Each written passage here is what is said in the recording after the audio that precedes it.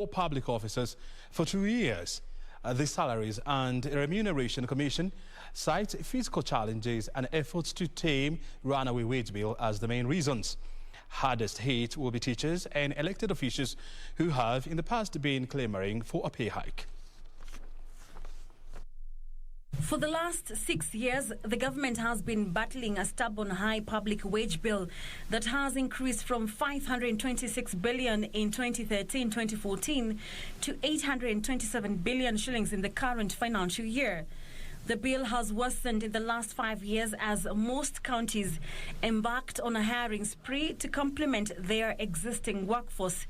Today, the Salaries and Remuneration Commission has poured cold water on any plans to increase salaries and wages for public officers. SRC Chairperson Lynn Mengich says the decision was based on the economic slowdown following outbreak of COVID-19 pandemic, coupled with efforts to manage the ballooning wage bill. The wage bill to revenue ratio, if we hit the revenue target that is being projected in the budget, it will give us a trajectory to around 48%. So we will actually be back to where we were a year ago, as opposed to 51.7%. The public sector players need to follow in the example of the private sector players and engage in social dialogue in discussing with each other at organization level and to promote understanding and to maintain peace.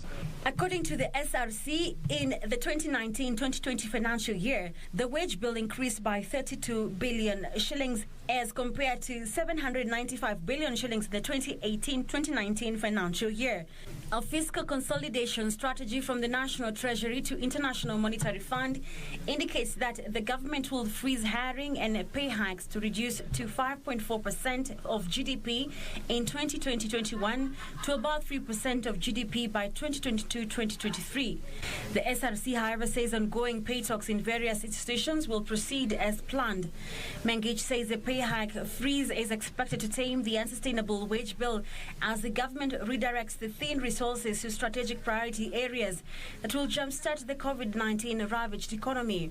To release resources for investment in the priority areas, the wage bill to revenue and to GDP ratios must take a trajectory towards achievement of the target ratios. The fact that COVID pandemic has hit us very hard as a people, and it's during these moments that we have to engineer new ways of finding solutions. SRC says based on the performance of the economy, National Treasury will advise the Commission when the review can be done.